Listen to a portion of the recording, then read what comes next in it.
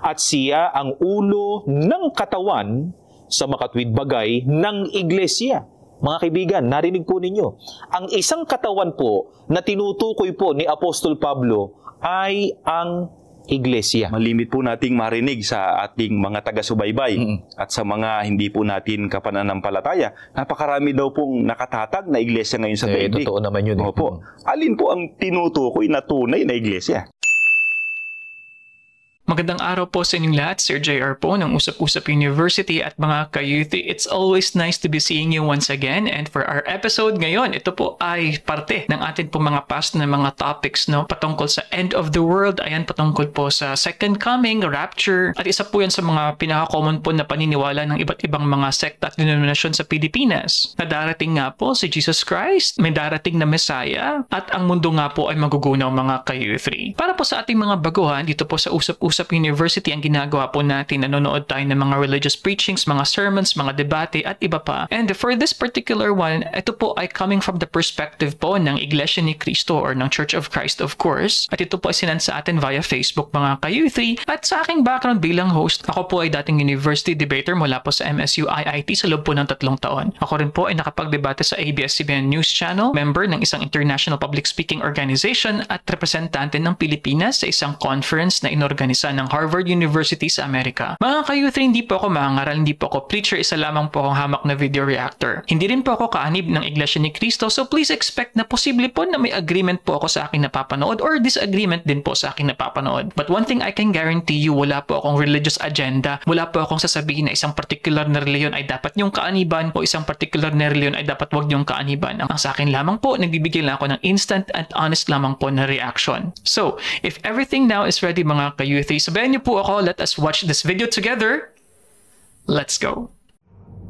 Magandang araw po mga kaibigan. Kami po ay patuloy na nagpapasalamat sa inyo sapagkat pinaunlakan po ninyo ang paanyaya namin na makasama po kayo sa gagawin naming pagtalakay ng kapatid na Dindo. At ito po ay kaugnay ng ating paggunita sa ika-4 na pong anibersaryo ng ginagawang pagpapalaganap ng mga salita ng Diyos ng Iglesia ni Cristo sa telebisyon. At kapatid na Ron, patuloy tayong ang nagpapasalamat sa ating mga taga-subaybay at patuloy nating panalangin sa ating Panginoon Diyos sa pangunguna ng kapatid na Eduardo V. Manalo, ang ating tagapamahalang pangkalahatan, na sa kabila nitong patuloy na pagbigat ng pagdadala ng buhay dahil mga pagsubok na ating pinagdaraanan, di ba? Ay nakapagpapatuloy naman silang payapa sa kanilang pamumuhay sa piling ng kanilang sambahayan. At kaugnay nga po dyan, kapatid na Dindo. At mga kaibigan, marahil ay aware po kayo sa mga nangyari nitong mga nakaraan. Bukod po sa tayo ay nasa 3 taon nang nasa ilalim ng pandemya, ay naka-experience pa po tayo ng mga extraordinary natural disasters katulad po ng mga super typhoon at mga killer earthquakes na naging sanhi rin po ng mga landslide. Napakarami po ang casualties ang iniwan po ng mga sakunang ito. Maraming tahanan po at ari-arian ang napinsala at nawala. Idagdag pa po natin ang dati ng problema ng lumalalang kahirapan at laganap na karahasan na lalo pong nagpapabigat sa pagdadala ng buhay at pamumuhay ng marami po sa atin. Totoo yan, kapatid na Ron at mga kaibigan, di ba?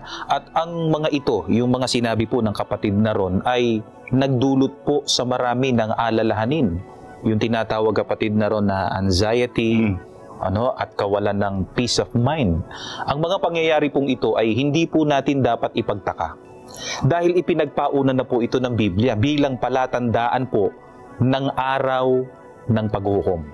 Subalit, may mga tao po na hindi pinaniniwalaan na may magaganap na araw po ng paghukom. Manapa ay tinutuya pa nila ang mga naniniwala po rito. Kapatid na Dindo, bakit po ba natin natitiyak na may magaganap na araw po ng paghukom? So, di sasangguniin natin, kapatid na Ron at mga kaibigan, kung ano ang sinasabi ng Biblia tungkol dyan. Babasahin po namin sa inyo ang sagot.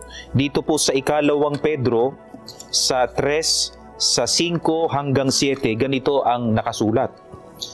Sapagkat sadyang nililimot nila na mayroong sangkalangitan mula ng unang panahon at isang lupang inanyuan sa tubig at sa gitna ng tubig sa pamamagitan ng salita ng Diyos. Na sa pamamagitan din ito, ang sanglibutan noon na inapawan ng tubig ay napahamak. Ngunit ang sangkalangitan ngayon at ang lupa sa pamamagitan ng gayunding salita ay iningatang talaga sa apoy na itinataan sa araw ng paghukom at ng paglipol sa mga taong masama. Mga kaibigan, ito po ang pahayag ni Apostol Pedro sa mga taong hindi naniniwala na may araw ng paghukom. Ayon sa kanya, hindi po dapat malimutan ng mga taong hindi nga naniniwala o nag-aalinlangan na may paghukom na kung papaanong sa pamamagitan ng salita ng Panginoon Diyos. Ang sanlibutan noon ay ginunaw niya sa pamamagitan ng tubig. Sa pamamagitan din po ng mga salita ng ating Panginoon Diyos, ang sangkalangitan ngayon at ang lupa o ang daigdig ay mapupugnaw sa pamamagitan naman po ng apoy. Kaya kung papaanong natupad noon ang bahang gunaw sapagkat sinalita ng ating Panginoon Diyos, matutupad din po ang araw ng paghukom sapagkat ang tungkol po dito ay sinalita rin ng ating Panginoon Diyos, kapatid na Ron. Yan nga po, kapatid na Dindo, ang nakatatawag po ng pansin sa maraming tao. Na kapag ka meron pong nababasang babala, o kaya ay panawagan sa pahayagan o sa dyaryo, o sa TV, napapanood sa telebisyon, maaaring naririnig sa radyo, o kaya nakikita po sa pagbabrowse sa internet, sa social media, agad na pinaniniwalaan po. Meron nga pong iba, mga kaibigan, na pinaniniwalaang di umano'y hula na nasa aklat na isinulat po ng isang taong malaon na pong namatay, matagal nang wala. Halimbawa si Nostradamus. Pinaniniwalaan po kaagad. Pero bakit naman po kapag babala, pagka warning o panawagan, galing po sa ating Panginoon Diyos, nakasulat naman po sa Biblia, ayaw pong paniwalaan, at ang masakit pa po ay tinutuya at nililibak pa po ng iba. Wag naman sanang ganon, mga kaibigan. Ang totoo po, hindi naman po kami ang nagsabi na may magaganap na paghukom, di ba, kapatid na Ron? Kundi ang Panginoon Diyos po mismo ang nagtakda nito. At yun nga ang mababasa sa Biblia. Binabasa lamang po namin ang kung ano ang sinasabi po sa atin ng banal na kasulatan. At ito po ang dahilan kung bakit kami po ng mga iglesia ni Kristo ay naninindigan na may magaganap po na araw ng paghukom. At alam niyo po ba na yung binabanggit kanina ng kapatid na Ron na mga di pangkaraniwan na mga pangyayari ngayon, may ibinabadya po yan eh. Ang ibinabadya po niyan ay yung nalalapit nga pong araw ng paghukom. Ang katunayan niyan, pakinggan po ninyo, at ganito ang ating mababasa na pagtuturo po sa atin ng Biblia dito po sa Mateo, sa 24, sa 33, 6 hanggang 8. Gayon din naman kayo, pagka nangakita ninyo ang lahat ng mga bagay na ito, ay talastasin ninyo na siya'y malapit na nasa mga pintuan nga, at mga kakarinig kayo ng mga digmaan at mga alingaw-ngaw ng mga digmaan. Ingatan ninyo na huwag kayong magulumihanan, sapagkat kinakailangang ito'y mangyari datapwat hindi pa ang wakas, sapagkat magsisitindig ang bansa laban sa bansa, at ang kaharian laban sa kaharian, at magkakagutom at lilindol sa iba't ibang dako. Datapwat ang lahat ng mga bagay na ito ay siyang pasimula ng kahirapan. Mga kaibigan, hindi po pala mahirap malaman kung malayo pa o malapit na ang ikalawang pagparito ng ating Panginoong Sokristo, sapagkat may ibinigay po siyang mga palatandaang magaganap muna at masasaksihan ng mga tao. Ano-ano po ba yung mga palatandaang yun? Narinig po ninyo, ang una po sa mga ito ay ang mga digmaan na kasasangkutan ng mga bansa at kaharian. Aling mga digmaan ng katuparan nito, kapatid na Ron? Okay, mga ka-U3. Like what I mentioned though, this is not the first time, mga ka-U3, nagbigay po tayo ng reaksyon sa isang preaching na Iglesia ni Cristo patungkol po sa end of the world, pagkagunaw ng mundo. So hopefully you could also watch that. But the intro of this show really reminded me of the past video reaction na ginawa na nga po natin, na may mga deniers, kumbaga, ng Judgment Day, ng araw ng paghuhukom. And sa palabas na ito, hosted by Brother Ron and Dindo, they're saying na this is really true. And if we believe the predictions of Nostradamus before, all the more we should believe, kumbaga, the signs, mga signos na nagtuturo sa atin ng impending talaga na end of the world, mga ka-U3. So ang titulo po ng presentasyon na ito is ang katunayang may araw ng paghuhukom. And I'm expecting, of course, mga ka-Youth 3, habang gumugulong po ang programa na ito, a lot of biblical references pa ang sasabihin po ng dalawang host na ito in proving that there is indeed an impending na end of the world. And I'm also expecting now, what can we do, in preparation for that? Para po sa inyong kaalaman, yan po ang una at ikalawang digmaang pangsanlibutan na naganap po sa daigdig. Ang unang digmaang pansanlibutan ay sumiklab noong July 27, 1914. At ang ikalawang digmaan po na pangsanlibutan ay noon naman pong September 1, 1939. Ano po ang kasunod na mga pangyayari ayon po sa ating Panginoong Sukristo? Magkakaroon anya ng mga paglindol, mga kagutom, at kahirapan.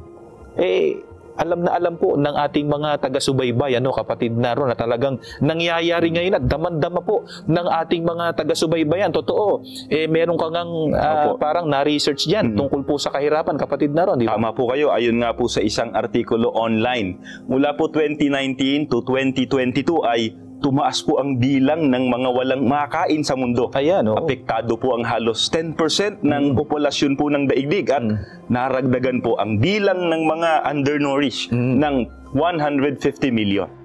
Ano po kung gayon ang nais patunayan nito sa atin? Ayon po sa binasa natin kanina, sabi ng Panginoong Sukristo, pagka nangakita ninyo ang lahat ng mga bagay na ito, yun ngang lindol, kagutom, kahirapan, pagka nakakita natin nangyayari na, ano pong sabi? Siya anya ay malapit na. Sino yung tinutukoy na malapit na? Ang ating Panginoong Jesucristo. Nasa mga pintuan na anya. Sa makatwid, malapit na ang araw ng paghukom pagka nakita nating nagaganap na yung mga palatandaang sinabi ng ating Panginoong Jesucristo. Kapatid na Dindo, maaaring ito rin po ang katanungan ng ating mga taga-subaybay po ngayon. Ano po ang lalo pang nagpapatunay na talagang may magaganap na araw po ng paghukom? Pakinggan po ninyo mga kaibigan, at ganito naman ang pahayag sa atin ni Apostol Pablo dito sa Hebreo sa 9, ang talata ay 27. At kung paanong itinakda sa mga tao ang mamatay na minsan, at pagkatapos nito ay ang paghuhukom. Mga kaibigan, hindi po ba't alam nating nangyayari talaga itong binabanggit ni Apostol Pablo tungkol sa kamatayan ng tao? Di ba? Alam nating nangyayari yan . Hindi lang alam natin talaga ng tao kung kailan, saan, at sa papaanong paraan darating sa kanya yung kamatayan. Di ba? Pero bakit po ito sinabi o binanggit ni Apostol Pablo sa pagkakataong ito? Para po patunayan na may magaganap na paghukom. Bakit po? Sapagkat ang Diyos po na nagtakda ng kamatayan ay siya rin pong Diyos na nagtakda ng paghukom. Kaya kung papaano pong namamatay ang tao, tiyak po na matutupad din ang paghukom. Kapatid na Dindo, bakit po kaya ibinababala ng Biblia ang araw ng paghukom? Ano po ba ang kapahamakan na magaganap pagdating ng araw po ng paghukom? Magandang sagutin yan sa atin ng Biblia, Kasi nga, kaya nga nagbababala, para ipagmalasakit yung binababalaan. Sapagkat yung babala ay dahil sa may paparating na kapahamakan, di ba? Na dapat nga kung papaanong ipinakikinggan ng mga tao at pinahalagahan yung babala o warnings na napapanood nila sa telebisyon, narinig sa radyo, nababasa sa social media, di lalong higit na dapat na pahalagahan itong babala ng ating Panginoon Diyos sa pamamagitan ng Panginoong Sukristo. Bakit nga ibinababala ito? Pakinggan niyo po mga kaibigan, at ganito ang ating mababasa na nakasulat dito sa 2 Pedro sa 3, 7 at 10. Ganito nakasulat. Ngunit ang sangkalangitan ngayon at ang lupa sa pamamagitan ng gayunding salita ay iningatang talaga sa apoy na itinataan sa araw ng paghuhukom at ng paglipol sa mga taong masama. Datapwat, darating ang araw ng Panginoon na gaya ng magnanakaw, na ang sangkalangitan sa araw na iyan ay mapaparang nakasabay ng malaking ugong, at ang mga bagay sa langit ay mapupugnaw sa matinding init, at ang lupa at ang mga gawang nasa lupa ay pawang masusunog.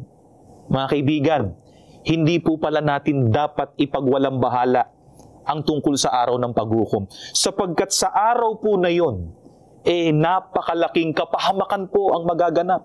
Ayon po sa ating binasa, tutupukin ng ating Panginoon Diyos ang lahat ng kanyang mga nilikha Ang sabi nga po ang sangkalangitan ay mapaparam, nakasabay ng malaking ugong. Isipin nyo, kapatid na ron, di ba? Nakakilabot yun, di ba? At ang sabi pa, at ang mga bagay sa langit ay mapupugnaw sa matinding init. At ang lupa o ang daigdig at ang mga gawang nasa lupa ay pawang masusunog. Ano bang mga gawang nasa lupa? O edi yung mga bagay na nilikha ng Panginoon Diyos at ang mga bagay na pinagpagalat sinikap na itayo ng tao, bunga ng kanyang mga pagsisikap sa buhay at maging ang tao. Ang lahat po ng mga ito ay susupukin ng ating Panginoon Diyos sa pamamagitan ng apoy pagdating ng araw ng paghukom. Bakit po kung gayon itinuturo po ito sa atin ng Biblia? Upang tayo nga po ay babalaan at hikayating maghanda upang maligtas sa araw po na yun. Mga kaibigan po namin, mamaya po sa aming pagbabalik ay tatalakayin po natin sa patuloy na pagtuturo po ng Biblia kung ano po ang paraan upang ang tao maligtas po sa araw ng paghukom. Samantala ay panoorin po muna natin ito.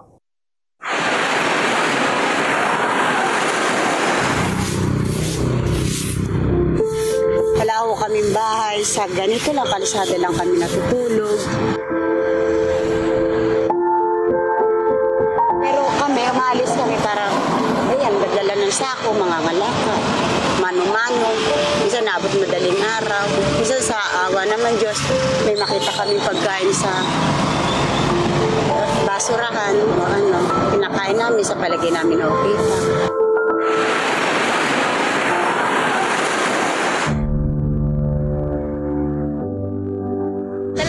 Alarma na yung poverty, yung unemployment. Tapos kapag ka nanood ka pa ng mga balita, kung ano-ano pang mapapanood mo, like nag-earthquake sa ganito, may war sa ganito, mabigat po sa pakiramdam.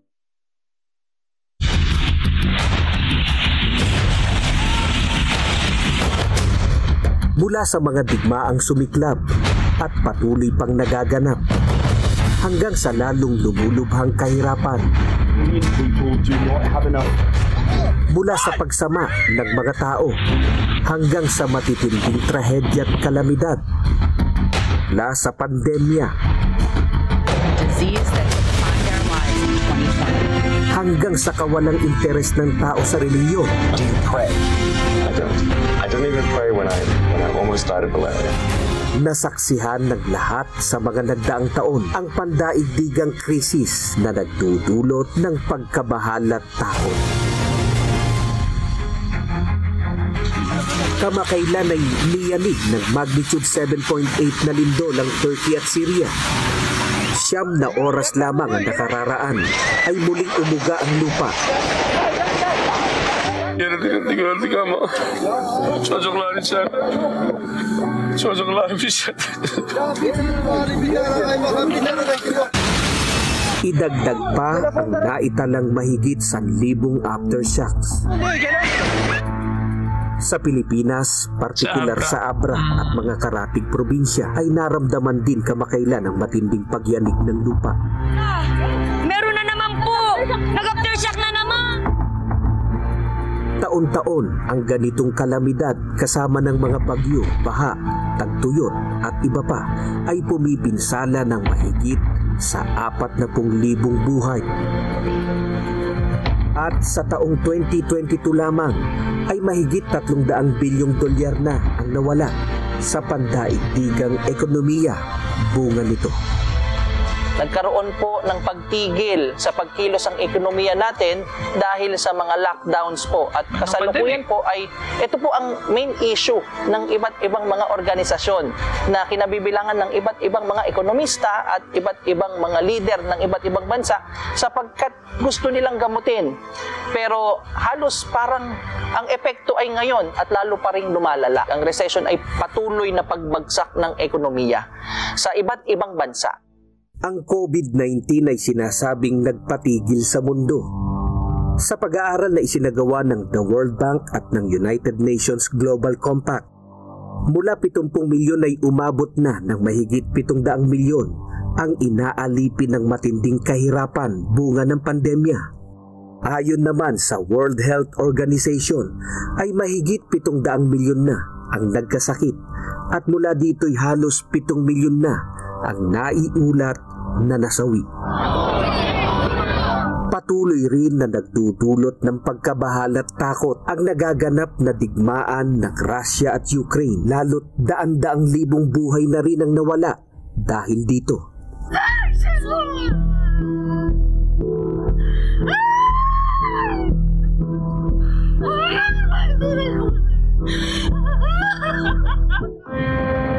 Idagdag pa ang iba't ibang paglalabanan at girian na nagaganap sa iba't ibang bansa at lugar. Bumangon po yung mga digmaan sa iba't ibang bansa. Kaugnay din po yun nung tinatawag nating recession at yung pagbagsak ng ekonomiya. For the past decades po natin, marami pong naganap na pagbagsak. Katulad ng 2007, nagkaroon po tayo ng global financial crisis. Bago po nagkaroon ng Asian financial crisis, nagsimula po muna yung tinatawag nating global financial crisis. Sapagkat ang mga bansa po, meron pong kalakalang nagaganap. Kapag bumagsak po yung isa, nagiging domino effect po yan. Lalo na... So here's a presentation po ng show na ito, ng Iglesia ni Cristo Evangelical Mission. So makikita po natin, syempre, yung pag-lay down and pag-substantiate na there is a growing problem over the years. Economic problems, global problems, and I'm guessing yung video na ito was produced in around 2023. And as it is with other sects and denominations, hindi lang po INC of course ang nagsasabi po na malapit ng maguna ang mundo at ang mga nangyayari po ng mga problema, karahasan, kalamidad sa mundo ay signos nga ng pagdating ng Diyos. So I have also mentioned this just a couple of years, decades lang after the death of Jesus Christ. Marami na pong mga tao, mga religious na mga pastor, mga leaders predicting on when the end of the world will come. Pero yun nga, a lot of these predictions are wrong, hindi naman po nangyari. And as mentioned po sa sitas po kanina, it would come like a thief in the night. So no one really knows when this will come. But ang ating po mensahe na nagigets po so far is we have to be prepared. We have to be ready. And their belief is, of course, it's really getting closer and closer. And isa nga po sa mga proof na sinasabi nila, yung for example, yung mga bansa na maglalaban-laban is World War I, World War II, and even po yung currently, because we're shooting this in October 2025, still the ongoing na war between Ukraine and Russia. And add to that, the long-standing issue in the Middle East, and right now, it's between Israel and Gaza, mga kayo-3. And pwede na rin natin ma-include ang sigalot sa pagitan po ng bansang China at ng Pilipinas, mga kayo-3. Pag doon ka nagre-rely, hindi lang po sa bansang Pilipinas nangyayari ito, kundi pang buong mundo. Maging ang paglobo ng kasamaan at katampalasanan sa iba't ibang dako ay nagbibigay rin ng matinding alalahanin sa tao. Kapansin-pansin din ang pagbaba ng porsyento ng mga nagre-relihiyon sa mundo at ang pagtaas ng bilang ng mga taong hindi naniniwala sa pag-iral at magagawa ng Diyos. Sa paglubha ng kalagayan ng pamumuhay ng tao, ay tumataas din ang bilang ng mga nagpapasyang kitilin ang sariling buhay. Mental health. According to the World Health Organization again, almost 800,000 people committed suicide just in 2022. And one person commits suicide every 40 seconds. Even before the pandemic hits, mataas na talaga yung kaso ng mga nagpapakamatay. Pero noong 2021, just the first quarter of 2021, the National Center Mental Health received at least 2,147 suicide calls in just the first quarter of 2021. Kahit aware ka sa kung anong nangyayari sa paligid mo, alam mo sa sarili mo na kahit may magagawa ka, hindi yun enough to change everything. Sa mga nakulat sila kumbaga sana, iwa-hiwalay. Kasi sa sitwasyon ng hindi ko lahat kayang sila yung shoulder. Lalo na sa ganitong sitwasyon, parang lagi ko yung sinasabi sa sarili ko na suko na kaya ako, hindi ko na kaya. Mga kaibigan, maraming salamat po sa inyong namamalaging pagsubaybay. Tinatalakay po namin ng kapatid na Dindo ang ibinababala ng Biblia na itinakda po ng ating Panginoon Diyos na araw ng paghuhukom. At tulad po ng aming ipinangako kanina, tatalakayin naman po namin ngayon sa pamamagitan pa rin po ng Biblia kung papaano po maliligtas ang tao sa araw po na yon. Kapatid na Dindo, papaano nga po ba? Hindi tayong sasagot yan, kapatid na Ron, kundi ang Panginoong Hesukristo po mismo na siyang darating. Pakinggan po ninyo at ganito ang kanyang pahayag dito po sa Mateo sa 24 at ang talata po ay 44. Kaya nga, kayo'y magsihanda naman, sapagkat paririto ang anak ng tao sa oras na hindi ninyo iniisip. Ito po mga kaibigan ang ipinagagawa ng Panginoong Hesukristo sa atin o sa lahat ng tao. Para maligtas nga po sa araw ng paghukom. Dapat anya na tayo ay maghanda. Kung bakit? Sapagkat paririto anya siya o ang ating Panginoong Hesukristo sa oras na hindi natin iniisip. Kapatid na Dindo, maaring ito po ay katanungan din ng ating mga taga-subaybay po ngayon, na bakit ang sabi po'y paririto ang anak ng tao, yun nga po ang ating Panginoong Jesucristo, sa oras na hindi natin iniisip. Sa anong kalagayan po ba darat na ng mga tao pagdating ng araw po ng paghukom? Ganito ang ating mababasang pahayag ng Panginoong Jesucristo pa rin na sagot tungkol doon sa tanong ng kapatid na Ron. Dito po sa Lucas sa 17:26 hanggang 30. Pakinggan po ninyo. Ang pagparito ng anak ng tao ay matutulad sa kapanahunan ni Noe. Ang mga tao nooy nagsisikain, nagsisiinom, at nagsisipag-asawa hanggang sa araw na sumakay si Noe sa barko. Dumating ang baha at namatay silang lahat. Gayun din ang nangyari noong panahon ni Lot. Ang mga tao ay nagsisikain, nagsisiinom, bumibili, nagtitinda, nagtatanim, at nagtatayo ng bahay. Ngunit, nang araw na umalis si Lot sa Sodoma, umulan ng apoy at asupre, at natupok silang lahat. Ganoon din ang mangyayari sa pagdating ng anak ng tao. Mga kaibigan, mapapansin po natin na ang mga tao noon sa panahon ni Noe at maging sa panahon po ni Lot ay libang na libang, kapatid na Ron, sa mga bagay na panlupa lamang. Hindi po nila pinaghahandaan ang kapahamakang magaganap. Kaya ano po ang nangyari sa kanilang lahat? Di silang lahat ay nangapahamak. Baka naman po hindi sila binabalaan noon, kaya sila napahamak. Hindi, binabalaan sila, kapatid na Ron. Ang katunayan po ay nangaral si Noe tungkol sa matuwid na paraan ng pamumuhay. Subalit, sa halip po na paniwalaan, sabi nga ng kapatid na Ron kanina, na yun nga ang inuugali ng iba. Kapag ka nakakarinig ng pagbababala, nandong nanlilibak pa Mga kaibigan po namin, huwag po sana nating tutularan ang mga napahamak noon dahil ipinagwalang bahala po nila ang ibinababalang kapahamakan noon. Paghandaan po natin ang ibinababalang araw ng paghukom. Kapatid na Dindo, papaano po? Baka ito ang katanungan po ng ating mga viewers. Papaano po paghahandaan ng tao ang araw po ng paghukom? Pakinggan nyo mga kaibigan, at ganito ang pahayag sa atin ng Biblia sa 2 Pedro sa 3 ang talata po ay 14. Kaya nga, mga minamahal, yamang kayo'y nagsisipaghintay ng mga bagay na ito, ay pagsikapan ninyong masumpungan kayo sa kapayapaan na walang dungis at walang kapintasan sa paningin niya. Mga kaibigan, ang kausap po dito ni Apostol Pedro ay ang mga nagsisipaghintay sa Panginoong Hesukristo o sa mga naghahanda sa araw ng paghukom. Dapat anya po na sa pagbabalik ng ating Panginoong Hesukristo ay masumpungan sila sa kapayapaan.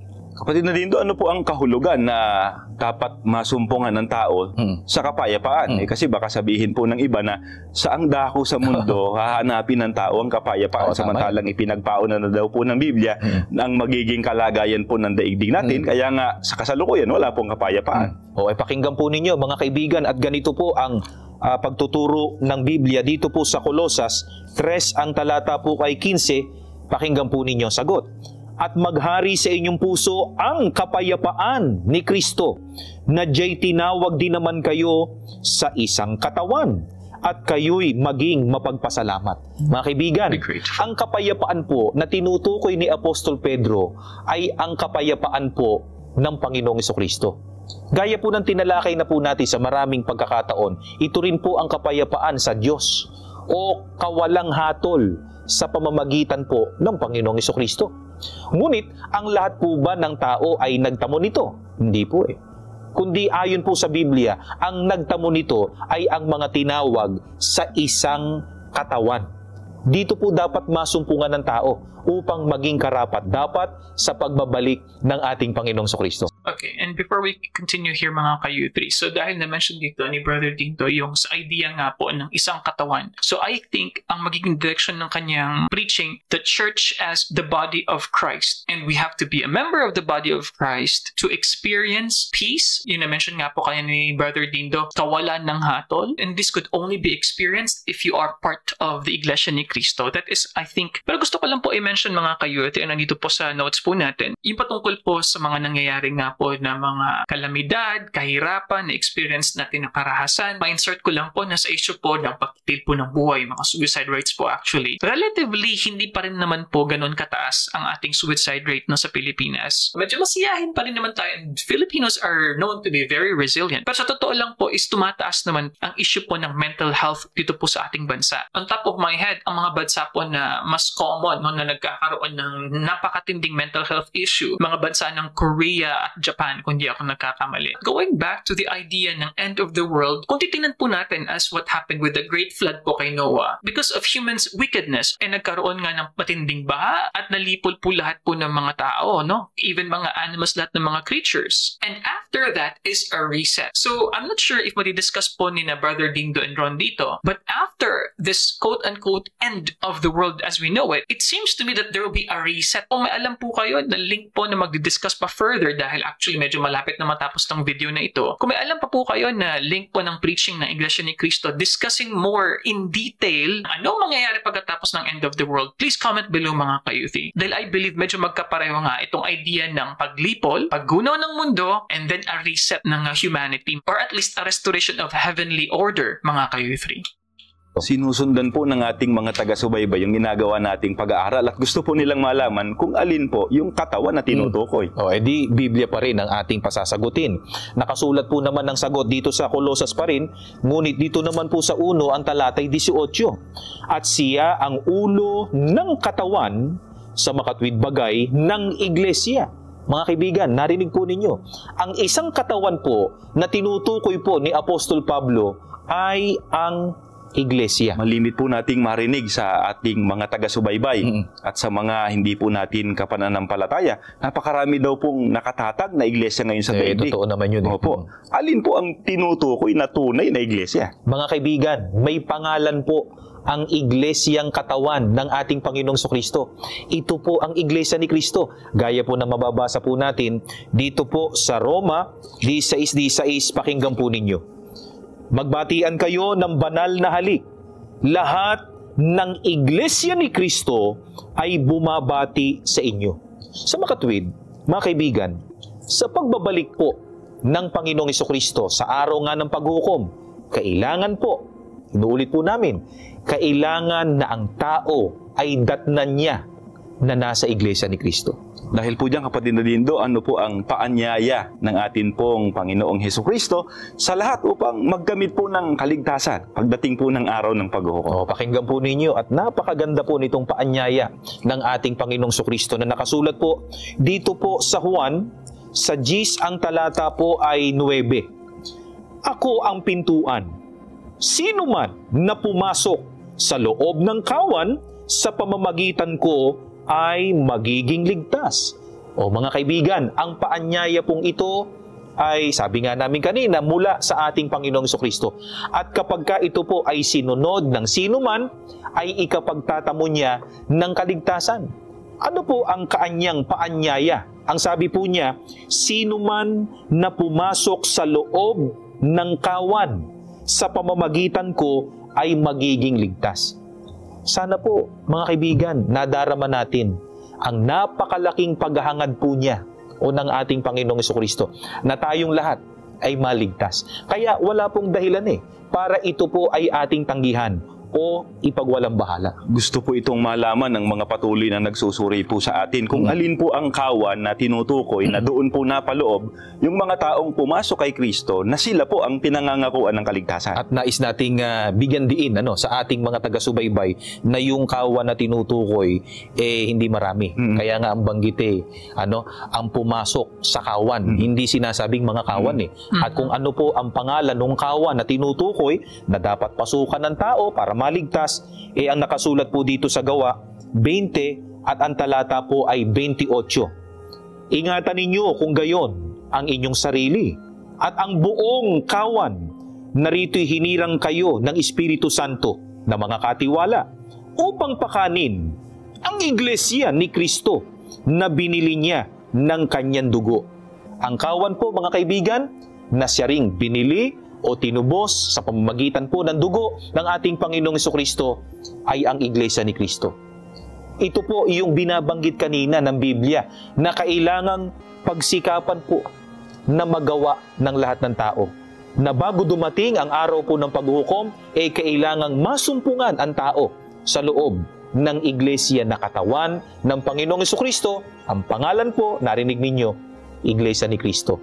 Dito po matatamo ng tao ang kapayapaan o ang kaligtasang ipinangako sa mga susunod at mag-aanda sa araw ng paghuhukom. Hangad po ng lahat na magtamo ng kaligtasan pagdating ng araw po ng paghuhukom.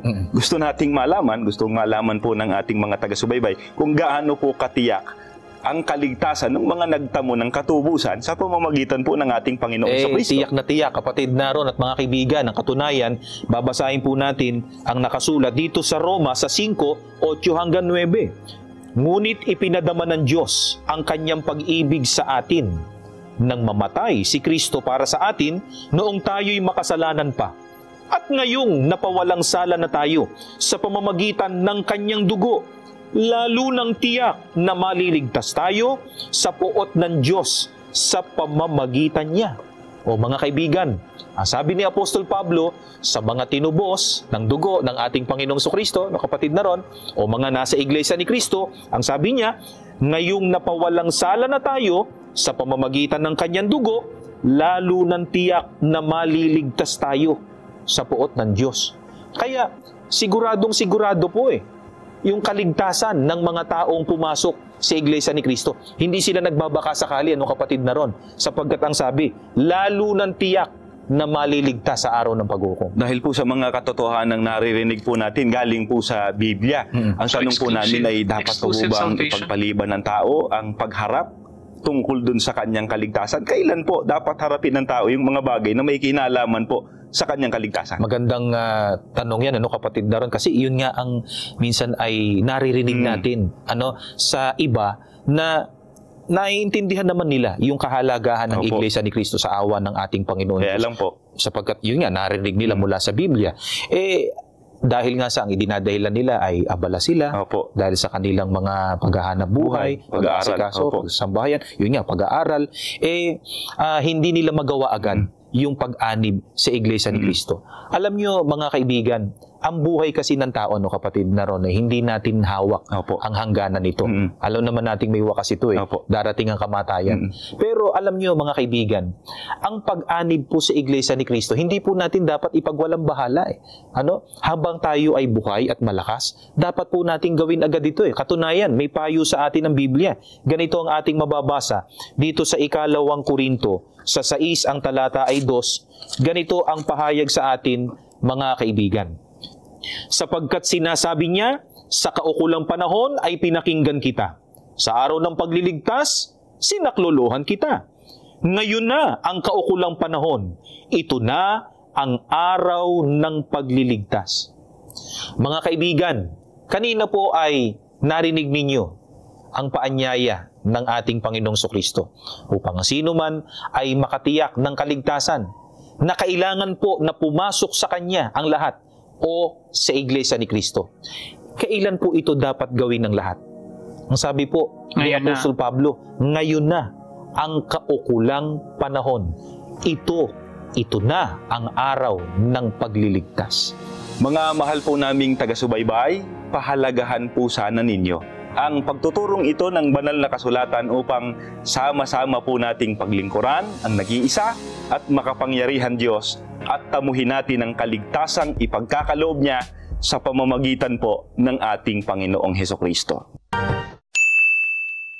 Okay mga ka-youthie, so dyan po nagtatapos ang ating episode na naman ngayon, and like what I mentioned, ito pa rin po ay papapatuloy natin sa same na topic. Meron po tayong iba na mga perspectives po tungkol sa end of the world. Ayan, so ito naman po ang perspective ng INC mga ka-youthie. Although sa last part, syempre part ng evangelism ng show na ito, ng Reconnect, Reconnect po pala yung title ng show na ito ni Brother Ron and Dindo. So last part of course was the focus on joining yung kawan nga po ng Diyos, joining the kawan, which is ang Iglesia ni Cristo nga. Although, I just have to mention, kanina po sa citas na na-mention, I think it was Romans 16:16, na if we're talking about the proper name talaga ng simbahan, bakit po kaya na ang letter I doon sa Iglesia is hindi sa malaking letter na I for proper noun, but it is in small letters, hindi po capitalized. Ang Cristo obviously was the name of Christ, then it has to be capitalized. And in other versions po kasi iba ang pagkakasabi, for example, churches of Christ, which in a way kind of tells me na it is common noun, mga simbahan lang ni Cristo, mga ka-youthie, which again begs us the question, does the name of the church really matter? And hopefully, sa mga future pa po natin na mga submissions po ninyo ng videos ng INC presentation, that question could be answered. Kasi kung merong exclusivity ng salvation sa Iglesia ni Cristo, paano po yung mga hindi members? Paano yung mga hindi naabot at all ng simbahan, ng organisasyon na Iglesia ni Cristo na nagmula sa isang developing country na Pilipinas? Well, it is true that this church was able to expand. It remains a minor church. Well, it is true that INC was able to be spread out sa iba't ibang kontinente, iba't ibang bansa. Does it add to the fact na this is really an exclusive na group mga ka-youthie and tells us that only few will be saved? So please comment below what do you guys think about that. Pero yun nga, on the first 2/3 na part po ng presentasyon na ito, it really tells us that it is written in the Bible na meron talagang pagugunaw ng mundo na mangyayari. Merong katapusan ng lahat ng ito. And the question is, are you ready? Kinakailangan nating maging handa. Kinakailangan wag nang mag-atubili pa na mag-join sa kawan. Dahil only through that is the source of our salvation kapag dumating na nga ang end of the world, kapag napugnaw na ang lahat. At ito ay darating sa isang tiyempo na hindi natin inaasahan mga ka-youthie. Walang nakakaalam katulad ng isang magnanakaw sa gabi. So mga ka-youthie, what do you guys think about that? Syempre po hindi ko na po mauulit lahat po ng aking mga insights dahil I was just watching this in real time. So please comment below. Let us make the comment section interactive mga ka-youthie. If you don't like this video, you can watch that video over there, the playlist over there. At kung kayo ay hindi pa po subscribe, dahil sa totoo lang, marami pong viewers dito sa Youthie ang hindi pa po subscribe. So click niyo yung subscribe button dyan, click niyo yung bell icon, and I'll see you guys next time. Peace. Bye-bye.